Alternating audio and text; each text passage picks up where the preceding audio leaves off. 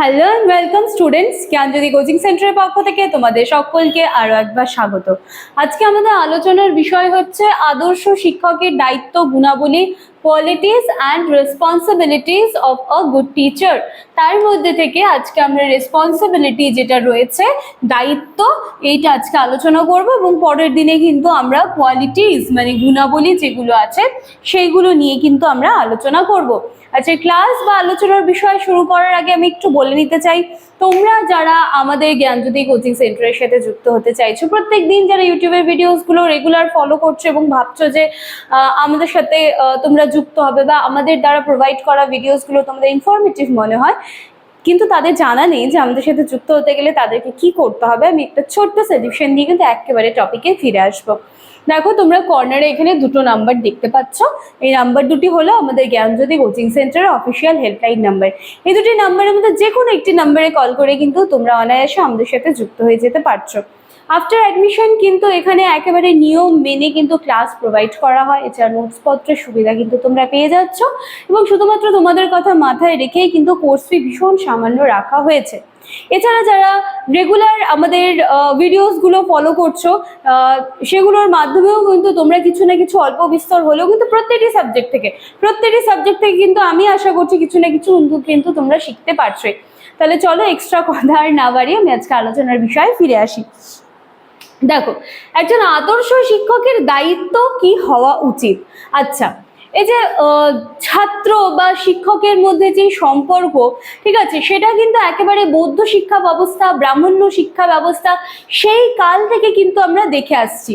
সেই সময়েও কিন্তু শিক্ষকেরা ছাত্রদের সাথে যেমন বন্ধু সুলভ ব্যবহার করতেন, বা সেই সময় যেই প্রথা ছিল যে গুরু গৃহে থেকে শিক্ষা গ্রহণ করা, সেই সময়কালটাই কিন্তু আমরা সকলেই পড়ে এসেছি বা আমরা সকলেই কিন্তু জানি যে সেই সময় কিন্তু শিক্ষকরা শুধুমাত্র শিক্ষকের ভূমিকাটা পালন করতেন না, এর সাথে সাথে কিন্তু সেই সময় শিক্ষকেরা অভিভাবকের ভূমিকাটাও কিন্তু পালন করতেন।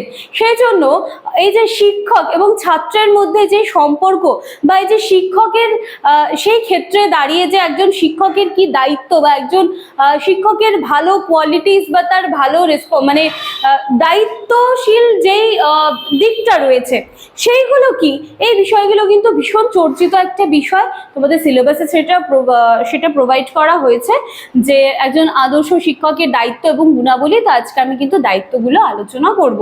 দেখো, আমি একটু পয়েন্টের মতো লেখার চেষ্টা করেছি। সবার প্রথমে রয়েছে জ্ঞান বিতরণ ও শিক্ষা দান করা। তাহলে একজন শিক্ষক মহাশয়ের সব থেকে মানে মেইন কাজ হচ্ছে কি, তার স্টুডেন্টদের কিন্তু জ্ঞান বিতরণ করা। শিক্ষকের মধ্যে যেই জ্ঞানটা রয়েছে সেটা যেন তিনি সুন্দরভাবে পুরোপুরিভাবে শিক্ষার্থী নামক শিক্ষার্থী যারা রয়েছেন তাদের মধ্যে যে একটা খালি থলে রয়েছে, শিক্ষকের কাজ হচ্ছে নিজের সেই জ্ঞানকে যেন পরিপূর্ণভাবে, একদম সম্পূর্ণভাবে, কোনো রকম খামতি ছাড়া সেই বাচ্চাদের বা স্টুডেন্টদের খালি থলেতে যেন সেটা একেবারে ভরে দেওয়া যায়।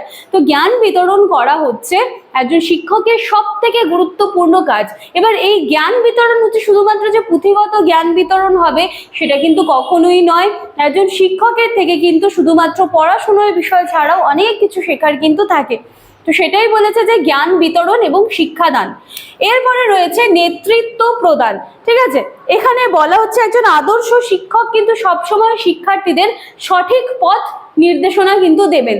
সবসময় তাদের বেটারমেন্টের জন্য কিন্তু শিক্ষকের একটা দায়িত্ব যে শুধুমাত্র পড়াশোনার ক্ষেত্রেই নয়, যে শুধুমাত্র সাবজেক্ট চুজ করার ক্ষেত্রেই নয়, জীবনের প্রতিটা পদক্ষেপে কিন্তু একজন শিক্ষকের গুরুত্বপূর্ণ দায়িত্ব যে সে কিভাবে একজন একজন শিক্ষার্থীকে একজন ভালো নাগরিক হিসেবে যাতে গড়ে তুলতে পারে, এটা কিন্তু শিক্ষকের অবশ্যই একটা গুরুত্বপূর্ণ ভূমিকার মধ্যে আসছে। এরপরে দেখো, শৃঙ্খলা বজায় রাখা। শ্রেণীকক্ষে যদি সুন্দরভাবে শৃঙ্খলা বজায় থাকে তবে কিন্তু সেক্ষেত্রে দেখা যায় যে সেই ক্লাসের বাচ্চারাও কিন্তু পড়াশোনায় ততটাই মনোযোগী হয়। এবং এই যে শৃঙ্খলা বজায় রাখা, শিক্ষকের মাধ্যমে একটা সুন্দর ডিসিপ্লিন মেনটেন করা, এটা করতে করতে কিন্তু পরবর্তী সময় দেখা যায় যে বাচ্চাদের মধ্যে, শিক্ষার্থীদের মধ্যে কিন্তু এই ডিসিপ্লিন ব্যাপারটা খুব ছোট থেকে খুব সুন্দরভাবে কিন্তু গ্রো হতে হতে যখন তারা একটা সময় সময়ে পৌঁছে যায়, যখন তারা বড় হয়ে যায়, তখন কিন্তু একজন তারা সুব্যক্তিত্বের অধিকারী বা অধিকারিণী কিন্তু হয়ে গড়ে ওঠে। ঠিক আছে, এরপরে রয়েছে মানবিক গুণাবলীর প্রভাব।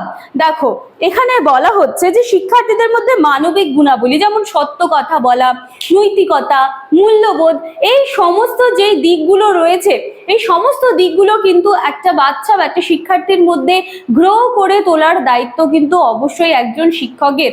আমি যেটা প্রথমেই বললাম যে শুধুমাত্র পুঁথিগত বিদ্যা দেওয়া কিন্তু একজন শিক্ষকের কাজ নয়, এর বাইরেও কিন্তু আরো কাজ রয়েছে, যেগুলো হচ্ছে সত্য কথা বলা, নৈতিকতা, মূল্যবোধ, বা কারোর সমস্যায় তোমাকে এগিয়ে যাওয়ার যেই মানে কি বলবো মানসিকতা, এই সমস্ত দিক কিন্তু একজন শিক্ষকের দায়িত্ব তার শিক্ষার্থীদের মধ্যে যেন এই জিনিসগুলো খুব সুন্দরভাবে ছোট থেকে কিন্তু যাতে গ্রো করে, সেটা কিন্তু একটা শিক্ষকের দায়িত্ব।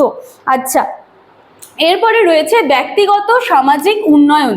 দেখো ব্যক্তিগত সামাজিক উন্নয়ন এখানে বলা হচ্ছে শিক্ষার্থীদের ব্যক্তিগত এবং সামাজিক, মানে দেখো সেই সামাজিক দিকটা তো আমি আলোচনা করলাম যে এমন ভাবে তাদেরকে ছোট থেকে গ্রো করতে হবে, তাদের মধ্যে এমন কিছু নৈতিকতা বা মূল্যবোধ গড়ে তুলতে হবে যার মাধ্যমে তারা কিন্তু একসময় সমাজের উপযোগী হতে পারে। ঠিক আছে, ইভেন বলা হয় যে বাচ্চারা হচ্ছে ভবিষ্যতের মেরুদণ্ড। তো এই যে মেরুদণ্ড তৈরি করার কারখানা কিন্তু হচ্ছে শিক্ষকরাই। তাদের একটা দায়িত্বর মধ্যে পড়ে যে তারা যেন এমন কিছু শক্তপোক্ত মেরুদণ্ড সমাজের জন্য তৈরি করে দিয়ে যান, যাতে সেটা কিন্তু পরবর্তী দিনে শুধুমাত্র সমাজে স্ট্যান্ড করে থাকার কাজে লাগবে না, সেটা কিন্তু সমাজকে যেই জায়গায় বা যেই পরিস্থিতিতে সমাজ আজকে আছে সেটাকে আরো উন্নত থেকে উন্নততর জায়গায় নিয়ে যাওয়ার জন্য একটা তার মধ্যে তাগিদ থাকে। তো অবশ্যই সেই মেরুদণ্ড তৈরি করার কারখানা হচ্ছেন শিক্ষকরা। ঠিক আছে, আচ্ছা এরপরে দেখলাম যে আমি বলছি যে এখানে ব্যক্তিগত সামাজিক উন্নয়ন, সামাজিক উন্নয়নটা তো হয়ে গেল। আচ্ছা ব্যক্তিগত দিক থেকে কি উন্নয়ন হবে? একজন শিক্ষার্থীর শারীরিকভাবে যে চেঞ্জেস গুলো আসছে, বা এক্ষেত্রে আমরা দেখতে পাচ্ছি যে নৈতিক উন্নয়নে শিক্ষার একজন শিক্ষকের অবদান কিন্তু অপরিসীম।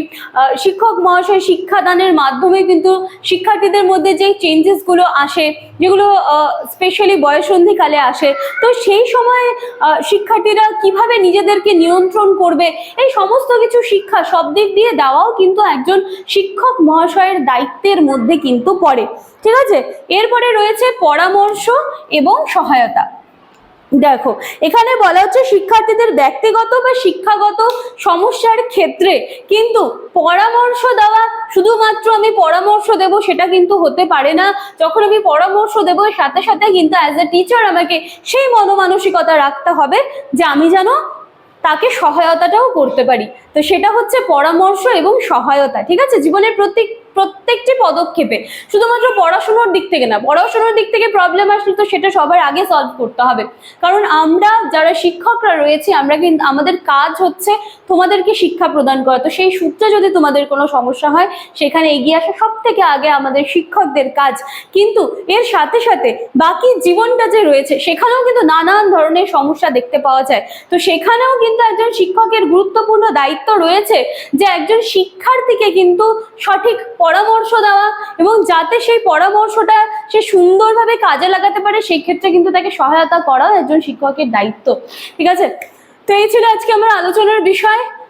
আদর্শ শিক্ষকের রেসপন্সিবিলিটি, দায়িত্বগুলো আলোচনা করলাম। পরবর্তী দিনের ক্লাসে তোমরা কোয়ালিটিস মানে গুণাবলীর উপরে কিন্তু ক্লাস একটা পাবে।